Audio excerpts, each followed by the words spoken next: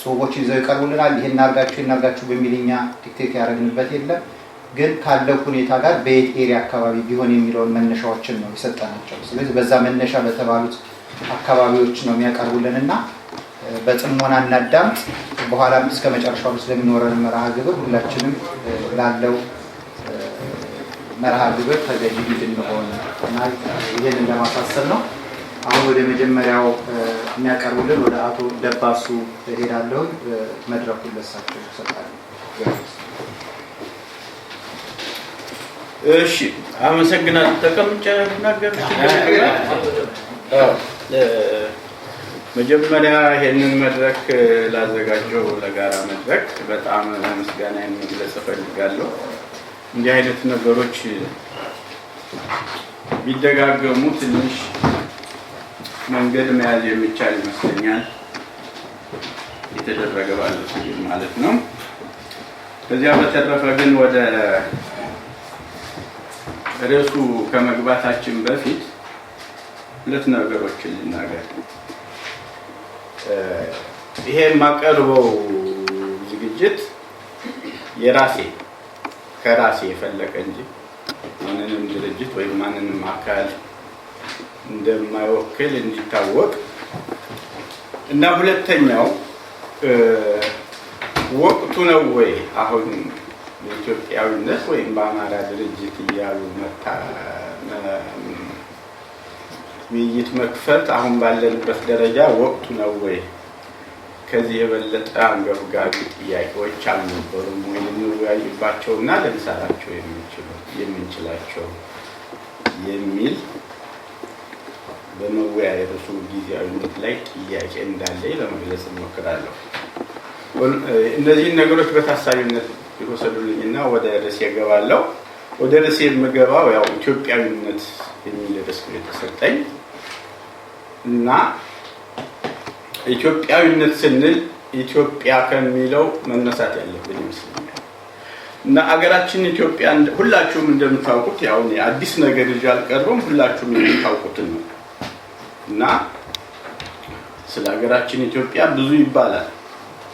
የሰው ልጅ መገኛ ናት፣ ጥንታዊት ናት፣ ባለ ታሪክ ናት፣ በባህል የበለጸገች ሀገር ናት፣ ሁሉም ይባላል። እና ሁላችንም ሊያስማማ የሚችል ነገር ኢትዮጵያ ጥንታዊት ሀገር ነች። እምነትንም ለመቀበል የክርስትናና የእስልምና እምነት ለመቀበል ከመጀመሪያዎቹ ሀገሮች አንዷ ናት እና ያለችበትም ስትራቴጂካል ጠቀሜታዋ በጣም ከፍ ያለ ነው።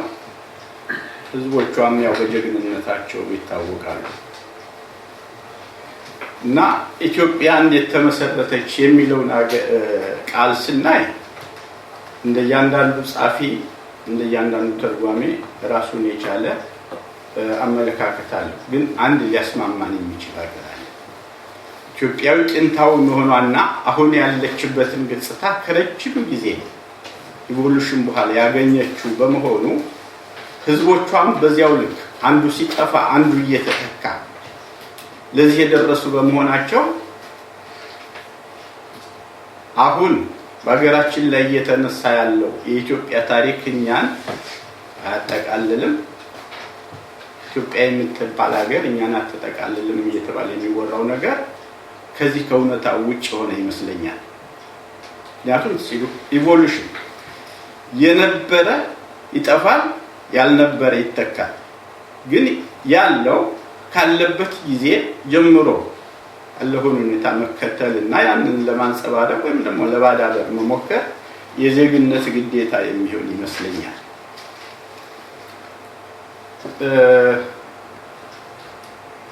ኢትዮጵያ ለምን እንግዲህ ኢትዮጵያ በዚህ የታሪክ ሂደት ውስጥ ስትጓዝ የራሷ የሆነ ችግር አለባት። እንደምታውቁት ይሄ አሁን አገራችን እያጋጠመት ያለው ችግር እያደገ የመጣ እንጂ በቅርብ ጊዜ ያልተከሰተ መሆኑ እናውቀዋለን። እና ይሄ ችግሯ ከምን መነጨ ለሚለው አንዳንድ ነጥቦችን ለማስቀመጥ ሞክሬያለሁ። ተስማሚ የአየር ንብረቷ እንግዲህ የብዙዎችን ቀልብ እየሳበ እንደሄደ ብዙ የምንረዳው ነው። የደለበ የተፈጥሮ ሀብት አላት እና በተለይ ታላላቅ ወንዞቿ ዓለም አቀፍ ትኩረትን የሚስብ በመሆኑ ለሀገሪቱ ችግር ሆነዋል። ለም አፈሯና የከርሰ ምድር ሀብቷ እና እንደዚሁም ታሪካዊ ቅርሶቿ ከክርስትና እምነት ጋር ተያያዥነት ያላቸው ባህላዊ ወጎቿ እነዚህ ተዳምረው በሙሉ ለሀገሪቷ ወዳጅነትን ሳይሆን ጠላትነትን ነው እያበዙላት ያለው እና የነዚህ ጥርቅም አሁን አለንበት ችግር ላይ ያደረሰን መሆኑ መታወቅ ያለበት ይመስለኛል። የጎን ነው የታችን ተደሚያስ ሄድ ነው መጀመሪያ ስኬፕ ንካስ እንትን እንዲጠፋ ከላይ አይጠፋም አሁንም አንድ ባሎች ያ እንግዲህ ሌላው የወሰድኩት ነጥብ ኢትዮጵያውና የኢትዮጵያዊነት መገለጫዎች ምንድናቸው የሚለው ኢትዮጵያዊነት ያው እንግዲህ ከቅድም ጀምሮ እንደገለጽኩት የረጅም ታሪክ የረጅም ጊዜ የታሪክ ውጤት ነው ኢትዮጵያዊነት እና ቅድም እንደገለጽኩት በዚህ ታሪክ ውስጥ ሁሉም አሁን ኢትዮጵያ ውስጥ ያሉ ሁኔታዎች ሁሉ ኢትዮጵያ የምትባል ሀገር ከተጀመረችበት ጊዜ ጀምሮ የመጡ ሳይሆን በእድገት ለዚህ የደረሱ ናቸው እና ኢትዮጵያዊነት እነዚህ ነገሮች ሁሉ ግምት ውስጥ ካስገባን የማንነት መለያ ነው ነበር ነው እንጂ አሁን ባለንበት ደረጃ ሳይሆን ከዚህ በፊት ኢትዮጵያዊነት ያው የማንነታችን መለያ ነበር። ኢትዮጵያዊነት ክብር ነበር። ኢትዮጵያዊነት ጥበብና ምንጭና የእውቀትን መፍለቂያ ነበር። ኢትዮጵያዊነት ደግነት፣ ኩራት፣ ክብር፣ ጌጥና ደግነት ነበር። ስለዚህ ለኢትዮጵያዊነት ተምሳሌነት ይሆናል ብዬ ወሰድኩት ይሄንን የአፍሪካ ነገር ኢትዮጵያ ካሉት ምዕራባውያን ሀገሮች አፍሪካን በሚቀራመቱበት ጊዜ ኢትዮጵያ ነፃነቷን አስከብራ የኖረች ሀገር እንደሆነች ያው እኛ ሳንሆን ጠላቶችን ቢሆኑ ያው ሳውዲ በግድ የሚያፈቅሩት የሚያወሩት እውነታ ነው እና ይሄንን ሁኔታ ግምት ውስጥ በመስገባት ብዙዎች ሀገር ነፃነታቸውን ለማግኘት የኢትዮጵያን ፈለግ ነው የተከተሉት። ለዚህ ማስረጃው ምንድነው? በአንድ ወይም በሌላ መንገድ የኢትዮጵያን ሰንደቅ ዓላማ ሁሉም አፍሪካ ሀገሮች ውስጥ ታዩታላችሁ። እነዚህ መሰረታዊ አረንጓዴ፣ ቢጫ፣ ቀይ ቀለሞች ነው። ወሰዱ ግብጽ ብቻ ነው ይሄን ነገር ማታዩት። እንደገና ከዚህ ይሄ ምንድነው መዶሻና እንትን ካለበት አንጎላ እና የላይኛው በሰሜን ምዕራብ በኩል ሶስቱ ሀገሮች እና ሱዳን እነዚህ ጥቂት ናቸው በጣም ግን አብዛኛው በሙሉ ይሄንን እንትን ይከተላል። ይሄ ማለት ምንድነው? ኢትዮጵያኒዝም በኢትዮጵያ ብቻ ሳይሆን በአፍሪካ ውስጥ መቀንቀን ጀምሮ ነበር። ኖት ኦንሊ የነፃነቱን እንትን አፍሪካውያን ገዢዎቻቸው ካሳደሩባቸው የሃይማኖት ተጽዕኖ እንኳን ለመላቀቅ የኢትዮጵያን እምነት ተከትለው ነው ኢትዮጵያኒዝምን ማስፋፋት ጀምረው የነበረው ማለት ነው በወቅቱ። ስለዚህ ያ የኢትዮጵያዊነት ስሜት ይሄን ያክል ሰፍቶና ወልቶ ይሄድ እንደነበር ለማስገንዘብ ወዳለው ይሄ ያለ ታዲያ ያለ ኢትዮጵያ ወደፊት መሄድ ሲገባት ለምን ወደ ኋላ መጓዝ ጀመረች ለሚለው ደግሞ ያስቀመጥኳቸው ምክንያቶች የምዕራባውያን ተጽዕኖ ነው። ያው እንደምታውቁት ጣሊያን ኢትዮጵያን ለመውረር ሞከረ፣ አቃተው። ጣሊያን አቃተው ማለት ግን የምዕራባውያን ተጽዕኖ ከሀገራችን ሙሉ በሙሉ ተላቀቀ ማለት አይደለም። እንግሊዝና አሜሪካ በሀገራችን ላይ የሚያስከትሉትን ተጽዕኖ ያው ታዩታላችሁ። ሌላው አረብ ሀገሮች በሀገራችን ላይ ያላቸው አመለካከት ጤናማ አይደለም ከመጀመሪያው ጊዜ ጀምሮ። ያ ምንድነው እንግዲህ በቀደሙት አመታት ኢትዮጵያ የክርስቲያን ደሴት ትባል እንደነበረ ሁላችሁም የምታስታውሱት ነው እና ከዚህ አንጻር የአረቦች ተጽዕኖ ቀላል እንዳልነበረ በሻዕቢያና በወያኔ ትግል እንቅስቃሴ ወቅት ለነሱ ያደረጉትን ድጋፍ ማስተዋሱ በቂ ይመስለኛል። ሌላው የኛው የሀገራችን ምሁራን ለሀገራችን ጠንቆች ናቸው የሚል ጠንካራ እምነት አለኝ። እዚህ ላይ አድርባይነት አለ፣ ራስ ወዳድነት አለ፣ ለግል ጥቅምና ለግል ተገዢ መሆን አለ። ህዝቡ ነው ወግኖ መቆም አልተለመደም። ይሄ በሁሉም እድሜያችን በሚፈቅደው መጠን በሁሉም ግዛት በሁሉም ስርዓቶች ያየነው እውነታ ነው። ይሄን እውነታ ከአንድ መጽሐፍ ላይ ለመውሰድ ሞክሬያለሁ። ጆን ስፔንሰር የሚባል ምናልባት ብዙዎቻችሁ አንብባችሁት ይሆናል። የኃይለ ሥላሴ አማካሪ የነበረ አሜሪካዊ ያለ እና እሱ ኢትዮጵያ አትቤ የሚል መጽሐፍ ጽፎ መጽሐፉ ደግሞ በኮሎኔል መንግስቱ ኃይለ ማርያም አርአያና መዝገበ ብትኬ በሚባሉ ኢትዮጵያውያን ኢትዮጵያ ጥርስ የገባች ሀገር በሚል ተርጉመውታል። እና እዚያ ውስጥ ምን አለ መግቢያው ላይ በኢትዮጵያ ውስጥ ለስልጣን የሚበቃ አብዛኛው ምሁር ከህዝብ ጥቅም ይልቅ ለግል ጥቅም በማደሩ አጼ ኃይለ ሥላሴ በስራ ላይ የማያውሉትን ስልጣን አሰባስበው እንዲይዙ አስተዋጽኦ አድርጓል ይላል። በመቀጠልም አብዛኛው ኢትዮጵያዊ ስህተትን ለመቀበል ደካማ ጎንን ለማወቅ ዝግጁም ፈቃደኛም አይደለም ብሎ ነው ሰው ያጠቃል። እና ይህ ሁኔታ ደግሞ በንጉሱ ብቻ ሳይሆን የደርግ ስርዓትም 17 ዓመት ቆሞ እንዲሄድ ያደረገው የሞራል ተሳትፎ እንደሆነና አሁንም ደግሞ ባለው የዘረኛ ስርዓት ውስጥ እነኚህ ያሉ ዘረኛ ገዢዎች አገሪቱን እየገዙ ያሉት በጎናቸው ባሰለፏቸው አድርባዮች እንጂ በእነሱ ኃይል አይደለም። ስለዚህ የምሁራን ባህሪ ኢትዮጵያውያን ራስን ከህዝብ የማግለል ባህሪ ለአምባገነኖች ምቹ ሁኔታን ፈጥሯል የሚል እምነት አለኝ እዚህ ላይ። ይህም ይሁን ያም ይሁን ግን የኢትዮጵያዊነትን ለድርድር ማቅረብ እስካሁንም አላየንም፣ ወደፊትም ይቀጥላል ብዬ አልገምትም። ግን አሁንም ፈተናዎቹ ቅድም እንዳስቀመጥኳቸው እነዚሁ ናቸው። ፈተናው አለ።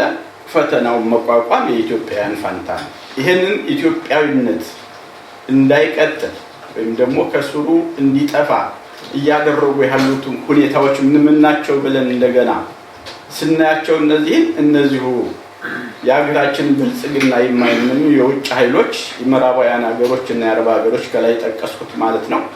ዓለም አቀፍ ድርጅቶች እንደ ዓለም ባንክ፣ IMF እና የአውሮፓ ዩኒየን እና እያንዳንዱ የምዕራባውያን ሀገር ተጽዕኖ አለበት። ሶስተኛ ደረጃ ህዝብን ወገንና የመፍትሄ ሀሳብ ማመንጨት ያልቻሉት የሀገሪቱ ምሁራን ብያለሁ። የዚህ የምዕራባውያን ተጽዕኖ እንዴት ይጠቀሳል ካላችሁ ያው እንደምታዩት ነው።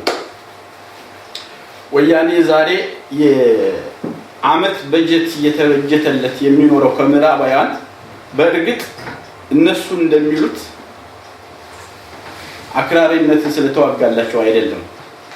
ግን እነሱ ሲመኙት የነበረውና ወደፊትም መፈጸም የሚፈልጉት ኢትዮጵያን በመዳፋቸውና በቁጥጥር ስር ማድረግ ነው። ያለ ማድረግ ደግሞ አሁን ያለው ስርዓት ምቹ እንደሆነ አግኝተውታል።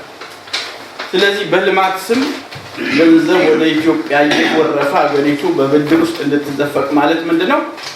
አቅሟን አታ ምን ጊዜም ከነሱ ቁጥጥር እንዳትወጣ ማድረግ ነው። የዓለም ባንክና የIMF የአውሮፓ ዩኒየን ሚና አይሆኑ። ከዚህ የተለየ ለኢትዮጵያ ያዝነው ወይም ደግሞ ኢትዮጵያ በእድገት በልጽጋ ካለም በላይ እንድትሆን ተመኝተው አይደለም። ይሄ በጣም መታወቅ ያለበት ይመስለኛል።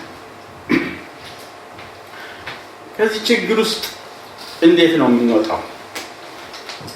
ከዚህ ችግር ውስጥ ለማውጣት ችግር ፈጣሪዎች እነማን እንደሆኑ ለይቶ ማወቅ የግድ ይላል ለእያንዳንዱ ኢትዮጵያዊ። የችግሩ ስፋትና ጥልቀት መመርመር በጣም አስፈላጊ ነው። ችግሩን የሚመጥን መፍትሄ ሀሳብ በጋራ ማፈላለግ።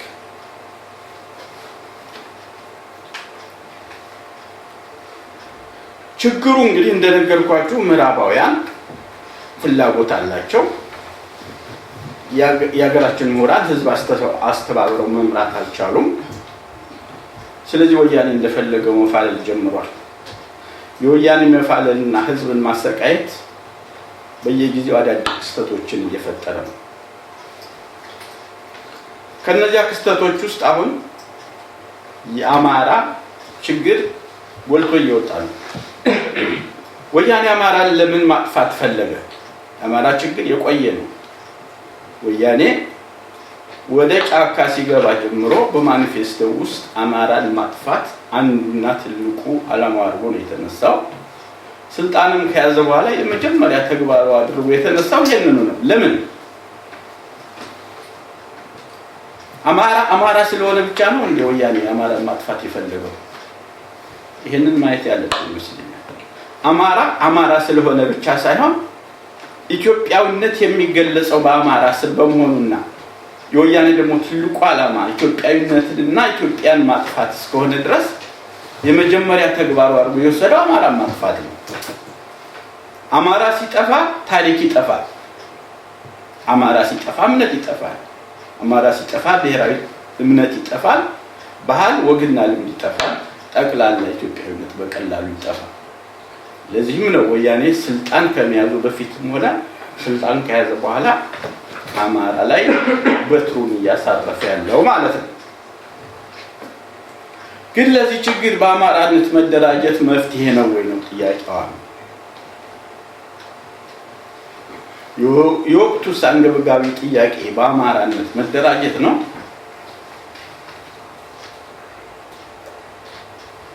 ለምን አሁን ለሚለው ሶስት ምክንያቶችን ልጥቀስ። የአማራ በወያኔ መሰቃየት ረጅም ጊዜ የወሰደ ከሆነ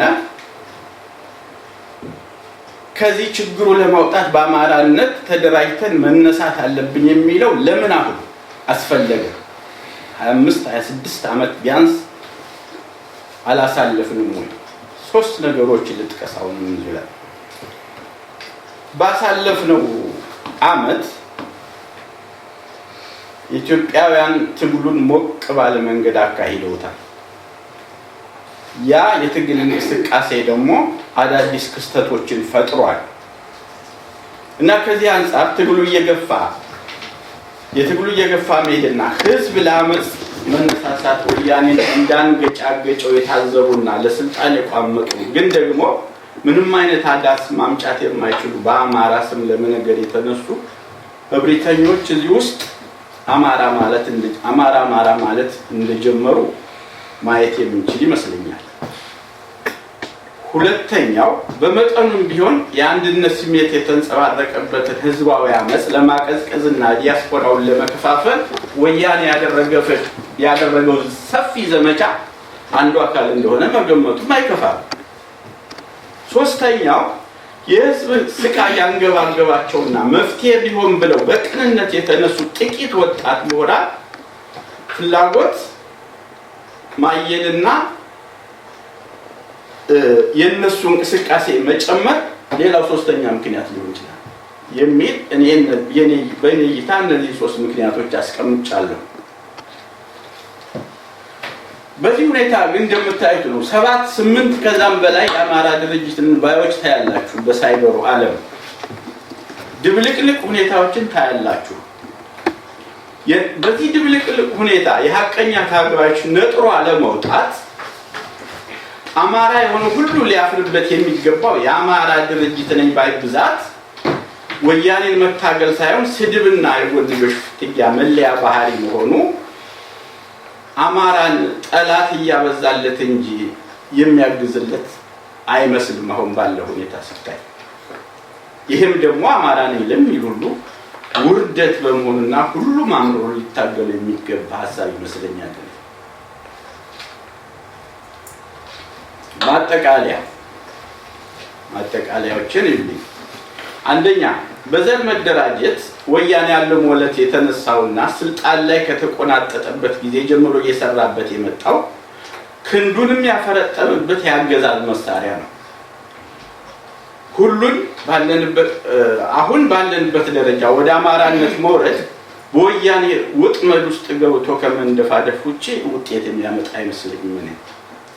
ሌላ ሁለተኛ ወያኔ የዘራው ዘረኝነት መርዝ ዛሬ ኢትዮጵያዊ አጥንትና ደም ውስጥ ሰርጦ ገብቷል። በሁሉም ኢትዮጵያ ውስጥ ዘረኝነት አለ። ይሄ ልንክደው የማንችለው ነገር ነው።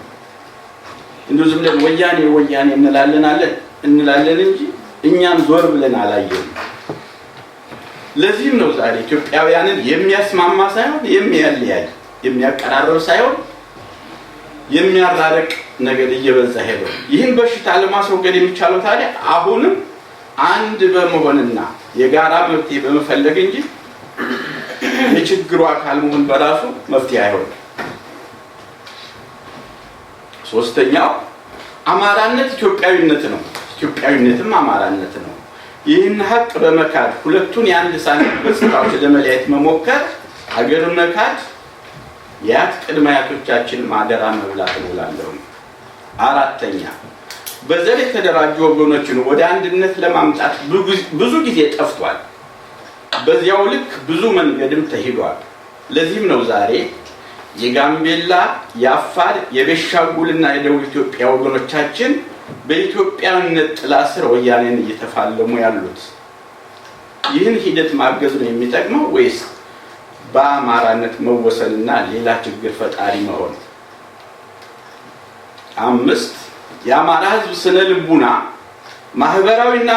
ማህበራዊ መስተጋብሩና የማንነት መገለጫው አማራነት ሳይሆን በአካባቢ በመወሰን በክፍለ ሀገር ወረድ ሲልም በአውራጃ ደረጃ ለምሳሌ ጎጃሜ፣ ጎንደሬ፣ ወሎዬ፣ ሸዋ ወረድ ሲልም መንዜ፣ ተጉለቴ ወዘተ በሚል በመሆኑ በአማራነት መደራጀት ውሎ አድሮ ወደ መንደርተኝነት ላለመውረዱ ማሳመኛ የሚኖር አይመስለኝም። 6ኛው የሀገራችን ችግር ወያኔን በማስወገድ ብቻ የሚፈታ አይደለም። ወያኔ የፈጠራቸውና ሀገራችን ያጋጠሟት ውስብስብ ችግሮች ወያኔ ከተወገደ በኋላም ቢሆን ችግር ሆነው እንደሚቀጥሉና ለማስተካከልም ለአስጨራሽ ትግል እንደሚጠይቁ መገንዘብ ያለብን አብይ ጉዳይ ይመስለኛል። ዛሬ በመሬት ላይ እየተካሄደ ያለው ትግል ወያኔን በማስወገድ ብቻ የሚቆም አይደለም። እያንዳንዱ ኢትዮጵያዊ ዲሞክራሲያዊና ሰብአዊ መብት የተከበረበት ኢኮኖሚ ብልጽግናና ማህበራዊ ፍትህ የሚገኙበት የዜጎች ህይወት ደህንነትና ጥቅም የተከበረበት ሀገር እንዲኖረው ለማድረግ የሚያስችል የመንግስትና የፖለቲካ ስልጣን በሰላማዊና ዲሞክራሲያዊ የሚያዙበትና የሀገሪቱ ዜጎች ምርጫ በተግባር የሚገለጽበትን ብሔራዊ ስርዓት እንዲገነባ የሚያግዝ ስርዓት እስከ መገንባት የሚዘልቅ ትግል ነው እየተካሄደ ያለው እና ይህ ጉዞ ታዲያ የሁሉንም ዜጎች የጋራ ጥረት የሚጠይቅ ሁሉንም ዜጋ በተግባር የሚፈተንበት የህዝብን አመኔታ ለማግኘት የሚያስችል ትግል ማካሄድን የሚጠይቅ እንጂ ስልጣን በኮታ የሚያዝበት ስርዓት ከቶ ሊኖር እንደማይችል መገንዘብ ተገቢ ይሆናል። የኛም አለን ፖለቲካ የትም ሊያደርስ እንደማይችል በመገንዘብ አገራችን እያቀረበችልን ላለው የህዝብ ልልና የመታገል ብሔራዊ ጥሪ መዘጋጀቱ የሁላችንም የዜግነት ግዴታ መሆኑን መገንዘብ የሚጠቅም ይመስለኛል። ሆኖም ግን በመጨረሻ ማንም ግለሰብም የሆነ ማንም ድርጅት የመደራጀት መብቱ የተጠበቀ ነው። የምንኖረው በምዕራባውያን በሰለጠነው ዓለም ነው። የዲሞክራሲ ሂደትን እናውቀዋለን። ከዚህ አንፃር ይሄ ድርጅት መደራጀት የለበትም፣ ነገሌ መሰባሰብ የለባቸውም የማለቱ የሞራልም ሆነ የህግ ብቃቱ ያለን አይመስለኝም። ውሳኔው ግን የህዝብ ነውና ህዝብ የሚበጀውን ቆም ብሎ ሊያስብ ይገባል። ያለኝ ይሄ ነው። አመሰግናለሁ።